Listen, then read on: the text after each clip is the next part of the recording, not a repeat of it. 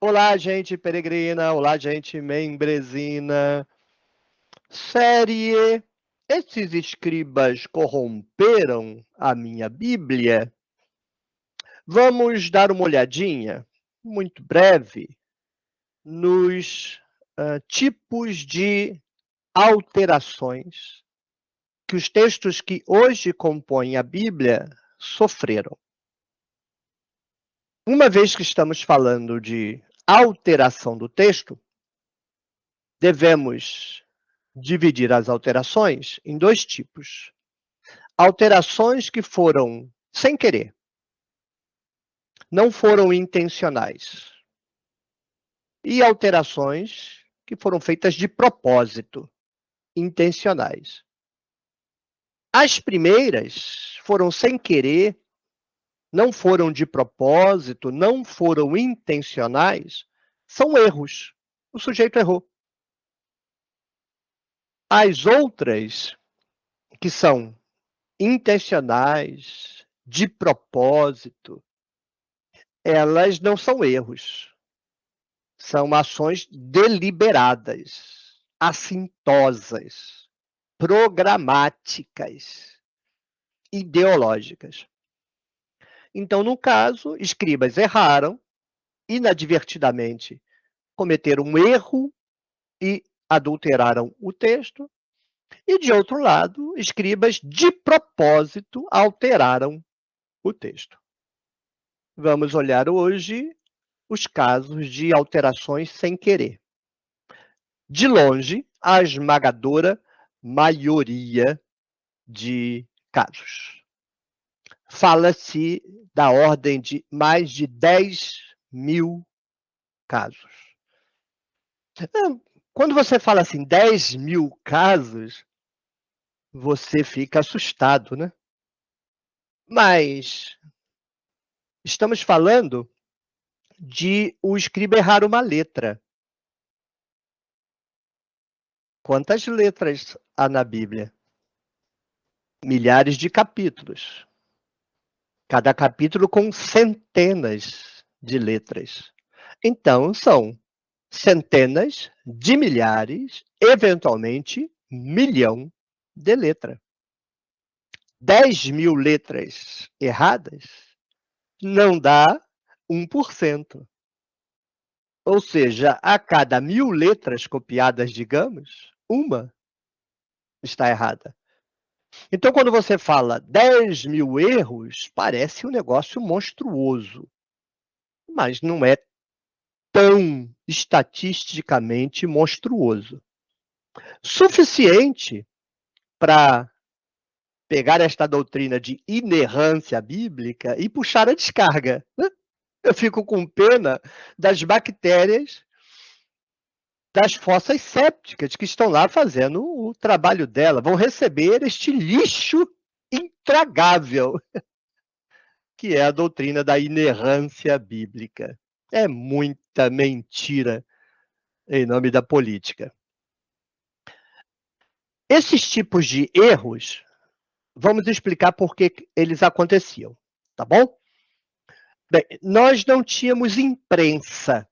Na época da Bíblia, não tinha imprensa. A imprensa foi feita há 500 anos. E a imprensa era assim: você pega letra por letra, letra por letra, letra por letra, faz um tipo e você então imprime. Antes da imprensa de Lutero, a gente tinha imprensa, mas era de tipo imóvel, então vamos deixar para lá. Mas a partir de Lutero, a gente tem o início da imprensa moderna. E isso facilita a nossa vida. Os erros vão continuar acontecendo, mas vão diminuir absurdamente. Antes, como as coisas eram feitas? Você escrevia à mão um texto.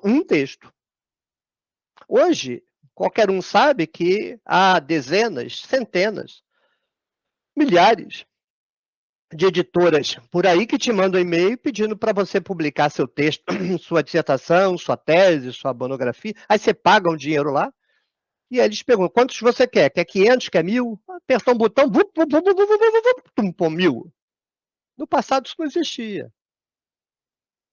O tempo de você escrever, uma cópia. O tempo de você escrever, uma cópia. Quanto tempo você acha que demorava para copiar, por exemplo, Gênesis? Era muito demorado, muito demorado. Caro, dispendioso. O material, o suporte, o pergaminho, o papiro, o couro, era muito caro, não era barato. Então, era trabalhoso, caro e raro. E esses textos, porque eles pouco conheciam as relações químicas, as reações químicas, então tinta em determinado papel deteriorava o papiro, o pergaminho, e esses textos já normalmente se deterioram e, dependendo da substância que você usa, acelera o processo de deterioração. Então, esses manuscritos, quando ganhavam algum papel dentro da comunidade, porque se não ganhava nenhum papel dentro da comunidade, ficou velho, acabou. Alguns, inclusive, eram reaproveitados, né? O texto não tinha nem importância, era raspado e escrevia outra coisa em cima. Há muitos textos bíblicos chamados palimpsestos assim. Ninguém tinha mais interesse nenhum por aquela coisa que estava escrita lá, que era a Bíblia para outras pessoas, raspava aquilo tudo e escrevia outra coisa em cima. Hoje você pega isso, mete luz especial ali em cima e consegue recuperar o texto que está na camada mais inferior do suporte palimpsesto. Então, esses textos deterioravam, precisavam ser copiados à mão.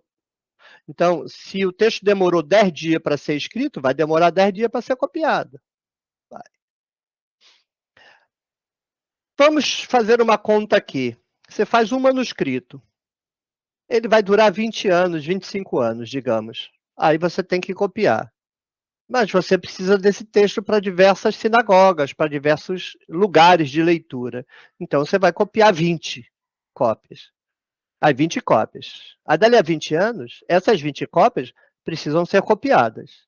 Então, eles vão fazer uma cópia e assim vai. Você vai gerando tradições diferentes de copista, porque não é o mesmo copista que copia, e mesmo se fosse, cada cópia que ele faz é uma diferente, porque não é uma máquina. Ele pode errar em cada cópia. Vamos acrescentar mais informações. Eles não tinham luz. O trabalho feito era à luz do dia e de noite à luz de vela. Mas à luz de dia, dentro daquelas casas cujas paredes não tinha vidro, você tinha que usar vela dentro de casa porque era tudo escuro. Então, era um trabalho muito em condições muito precárias. Não era a condição ótima de fazer. Você já podia errar, porque é uma pessoa copiando um texto e sem iluminação adequada. Mas não tinha um óculos. Eu uso óculos. Se eu não usar óculos, eu vou ter dificuldade para ler. Então, usamos óculos. Eles não tinham óculos. E eu estou falando apenas das questões técnico-materiais. A ideologia vamos deixar para o outro tipo de erro, de propósito, intencional. Então, lá senta o escriba, bem intencionado, ele quer copiar direitinho, mas ele vai errar. Por que ele vai errar? Porque ele pode, olha uma letra, reconhece corretamente a letra, mas na hora de escrever, escreve errado. A cabeça está pensando em outra coisa, escreve errado. Não se dá conta. Ou ele olha a letra e vê a letra e acha que é uma letra diferente. Há consoantes no hebraico que são muito parecidas. Por exemplo, em língua portuguesa, não dá para você imaginar alguém confundindo o D de dado e o R de rato. Ninguém vai confundir. Mas em hebraico, o Dalet, D, e o Resh, o R, são muito parecidos. É que um é uma curvinha e o outro é um ângulo de 90 graus. Mas na mão, então, o maior erro da Bíblia é a troca do resh pelo dalet. Muitos erros. Muita consoante copiada errada. Outra consoante muito parecida, mas muito, e que dificulta pelo fato de ser muito fininha, é o G do Gimel e o N do Nun. Em língua portuguesa, nenhuma chance de você confundir o G de gato e o N de neném. Impossível você confundir, mas em hebraico é muito, muito, muito, muito, muito parecido. Você pode olhar no Google, vá lá, coloque Dalet e Resh e olhe. Coloque Gimel e Nun e olhe. O Google está aí. Vá lá e olhe. Se você quer visualizar, vai lá e olhe. Vai no Google que você vai ver. Então, há muitos erros assim, letras copiadas erradas. Muitas delas. Você poderia consultar um livro, A Bíblia Judaica e a Bíblia Cristã, do Júlio Treboli Barreira. Tem um capítulo inteiro que ele se dedica a mostrar esses tipos de erros, dando exemplos. Vai lá, compre o livro, pegue numa biblioteca, baixe na internet, faz o que tu quiser, mas dê uma olhadinha se você quer ver com os próprios olhos. Mas também há outros erros. Um erro muito importante está num trechinho de Jó, capítulo 26, verso 13. É um poeminha raro na Bíblia, é uma série de 4 versos em paralelismo sinonímico. Na série Minuto Bíblico, que começamos hoje, inclusive, Provérbios 34, é um caso de 4 versos em paralelismo sinonímico. Quem subiu o céu e desceu, quem prendeu o vento com os seus punhos, quem reteve a água no manto, quem estabeleceu todos os limites da terra. 4 perguntas cosmogônicas. Iavé, Iavé, Iavé, Iavé é a resposta. Jó 26, 13 era um verso assim. 4 estíquios, 4 versos, que tratavam da batalha entre a divindade e o dragão. Mas, um belo dia, um judeu copiou errado uma dessas palavras porque ele não identificou. Ele olhou a palavra, era uma palavra de acádico, a raiz é acádica, ele não conhecia aquela palavra, então ele olhou o verso, não entendeu, não conseguiu entender o que estava escrito, aí ele vai copiar o quê? Ele poderia copiar o que estava escrito, mas não faz sentido, então para ele está errado. O que ele fez, ele interpretou que aquela palavra tinha sido corrompida, ele achou que tinha sido corrompida, e aí ele vai cometer um erro. Mas esse erro é do próximo tipo. É um erro, mas é intencional. Então vamos tratar disso no próximo vídeo, quando judeus, escribas, achando que estão corrigindo o texto, na verdade estão adulterando. Ele não está fazendo para que ninguém leia o que está escrito, porque o que está escrito é uma heresia. Ele não é um pilantra da doutrina. Ele é uma pessoa bem intencionada, mas ele fez uma coisa errada. Porque ele não sabia ler, ele estragou o texto.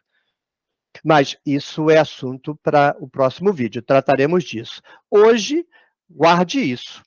Quando você estiver lendo um texto numa página da Bíblia, saiba que nesta página deve haver pelo menos uma consoante errada.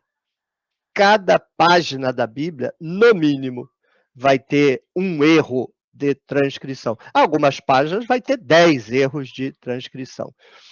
Especialistas do mundo inteiro, chamados de críticos textuais, se dedicam a comparar exaustivamente os manuscritos. Não são palradores do Espírito Santo, não.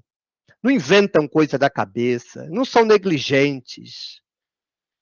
É gente que bota todos os textos sobre a mesa e analisa palavra por palavra. Veja, bem, essas palavras aqui, em 10 manuscritos tem essa consoante, nesse único manuscrito tem essa consoante. Tem erro aqui. Porque se tem pelo menos um manuscrito em que a consoante está diferente, alguém errou. Agora, qual é o erro? O conjunto que tem maior quantidade de palavras está certo, e aquele único manuscrito que só tem um caso está errado. Aquele único caso é o que está certo, e todos os outros estão errados, ou está tudo errado? O crítico textual tem que gastar mufa e chegar à sua conclusão. Às vezes, ele apenas informa corretamente que está errado, mas escolhe o lado errado. Ele é um crítico textual, não é necessariamente um exegeta, e às vezes ele faz uma interpretação errada, e aí toma o caminho errado. Então, do crítico textual, o que me interessa é a informação. A interpretação deixa que eu faço, mas a informação eu não disponho. Eu preciso que esses especialistas, que muito cristão fundamentalista, filho de um satanás, cruzado com chupa-cabra, detrata, fala mal, entrega ao diabo, e são pessoas de extrema responsabilidade. Junta 10 dessa pastorada mequetrefe de inerrância, não dá um crítico textual sério, porque um trata com verdades materiais comprovadas, os outros inventam porcaria para controlar a gente. Ô raça! Sepulcros caiados. Se você gostou, clique no joinha, deixe o seu comentário, compartilhe o vídeo, torne-se membro do clube de membros da tenda do Necromante. Não vai errar, hein? Torne-se membro do clube de membros. Trocadilho, mas você entendeu. Tchau, tchau, até o próximo vídeo.